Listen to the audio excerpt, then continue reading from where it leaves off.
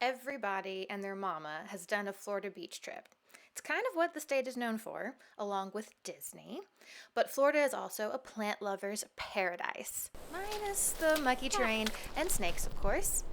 That ain't a good one, is it? Doesn't look like a good one. Holy crap. And the mosquitoes. These dang mosquitoes are painful. Oh. On our recent family trip to St. George Island, we explored the wild side of the island and the surrounding public lands, starting with a place I could not recall the name of to save my life. Hold on. You know what? We have pamphlets. Okay. We are at the St. Joseph Bay State Buffer Preserve. We're in the Florida Panhandle. So this is going to be coastal and wetlands and swamps and bogs and bay and all kinds of habitats that we don't even know. But it's October, still a really good time for wildflowers. Yeah, some lovely gay feather, blazing star with the Gulf fritillary. That's this little butterfly right here, the Gulf fritillary. But there are like so many species of liatris. Beautyberry and sumac right behind it. Callicarpa, americana, beautyberry. These are edible. Nice. And sumac. Okay, we gotta keep walking. Oh God. Oh, these berries are stunning. Oh, wow. So this is what the indigenous people used to make yaupon holly tea or the black drink. The only native plant to North America that has caffeine. So it was used as a tea, as a stimulant, kind of like a warrior's drink. You know, people think because it's Ilex vomitoria that it'll make you sick. And yeah, don't eat the berries. But if you roast these leaves, it turns into a beautiful tea. Hi. Is this a rosemary? This could be conradina. Let me smell it. Let me smell it. Oh, I think it is. Honestly, it has a lavender taste. Okay, now I gotta take photos for ID real quick. Do you know where we are? Nope. Ooh, look at that black water. Something's gonna jump out of us. Okay, that water is moving a lot. Look at this! You see that? Mm-hmm. It's coming from this plant. What is it? I think I got it. I think it's a milkwort. I think it's an orange milkwort. Yeah. Are you impressed that I am. got that? That's so cool. We found a milkwort. There are actually so many species of these, but I have never seen a single one before. This is my very first milkwort. It's kind of the thing with this region that we're in. There's so many wildflowers, but some of them can be like really small. So you have to have a very, very keen eye. You just spotted these little plants, but they're carnivorous sundews. Can you see them? Can you see these? They're like little alien-like creatures. But this is a whole mechanism of entrapment for insects. Look at them in the sunlight, how they glisten. Oh, that is glorious. This first excursion was exciting, but since we'd been in Florida for a few days, we called up a local plant expert, Mr. Bob Farley, who showed us a section of the Apalachicola National Forest. Where are we in Sumatra? Or That was Sumatra. Sumatra. So, but we're in the National Forest now. Yeah. And do we have cell service? Oh, No. I doubt that. Here's your little parrot pitcher plant along with the sundew. This is a sundew right here? Mm-hmm. Oh, Yeah, that's wow. Tracei. Drosera Tracei. How does this one trap? Well, you can see the little gnats on him. Those are little black spots. Yeah. Those are the gnats that are buzzing around your ears, I think. Yeah. I don't don't know you. See, every time I come out here, I see somebody I don't know. I don't know who you are. I feel like in this kind of environment, you're looking so close to the ground. Here in the wet prairie, it's like that because this is all fire adapted. Okay, so And- everything's really low because and what of the that. And what the Forest Service is trying to do is trying to replicate the historic landscape of the longleaf pine. But this habitat, sometimes when they come to survey the habitat, they'll mark off a meter Okay. square, and count the species. Oh, wow. There can be as many as 40 different species per meter Wow. out here. And to me, that is just mind-boggling. Yeah, this smells like when celery. I'm talking to kids, I'm always showing them this, and I'm thinking, I wonder where the Native Americans got their idea to make pottery. Yeah, these little cups. It's probably Rexia elephanus. I used to have a joke about this plant, Okay. and now it doesn't. Now it's not funny anymore. Well, what? It's now Trellicia or something like that. It used to be what I call Sylvester's favorite plant because it's the Carfefferous. You remember Sylvester? Yes. Fluffrin flickate. Carfefferous. And now it's not funny because it's Trellicia or something. Aww. I'm more rooted in Application of. a local spot. Yeah. It's a half a block from my house. It's 80 acres.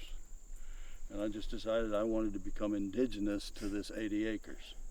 I grew up on a dairy farm Okay. of 80 acres.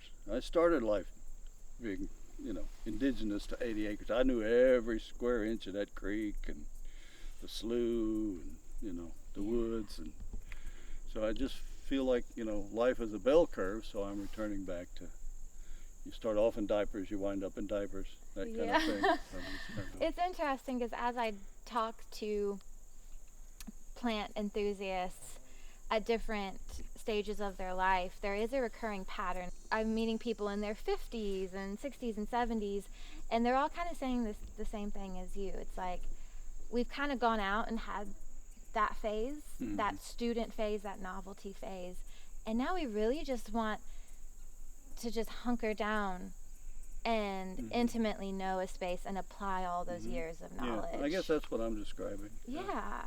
Florida is a hot spot for botany, and a lot of professional botanists have spent their time cataloging the flora of this region, including the renowned botanist Angus K. Golson, who had his own herbarium of 15,000 specimens, which is now at the University of Florida.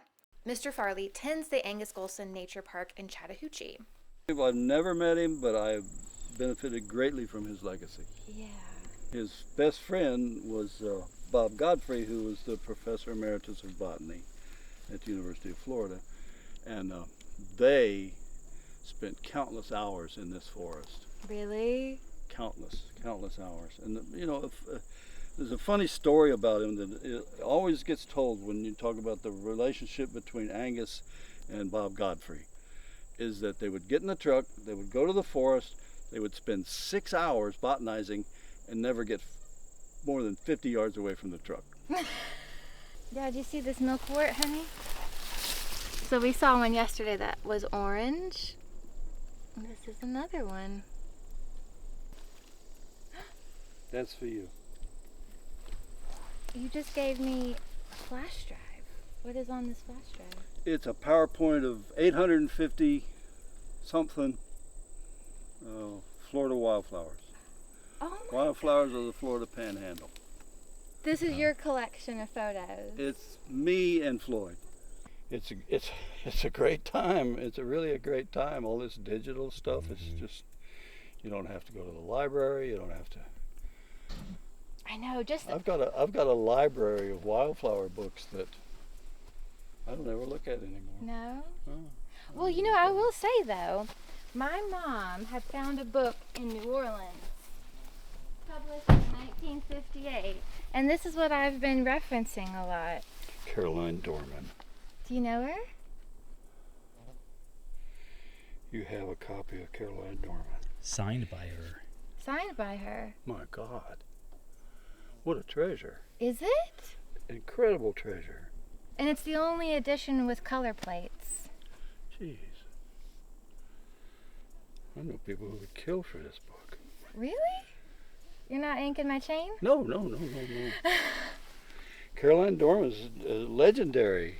Legendary indeed. Come to find out, she was the first female hired by the U.S. Forest Service, and she was a pioneer conservationist. Well, I met her. Okay. I was in college. I was an undergraduate student in landscape architecture at Louisiana State. And one of our field trips was to go visit the legendary Caroline Dormon. And we went to visit her in her cabin, Okay. way back in the middle of nowhere.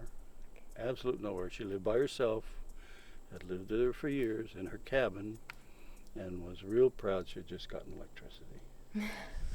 And she took us on a walk. She had made paths around her property and took us on a walk. It was a plant identification walk. Yeah. And it was one of the things that really picked my, just got to me early, Really? is visiting with Caroline Dormon. And That's really neat. yeah. That Well, you that is know something. all That about- is, that's a treasure. I have to thank my mom. She cares nothing about plants, but she loves me. And if she sees a book about plants, an older book about plants, because I'm doing research on the American linden. Do you know that tree?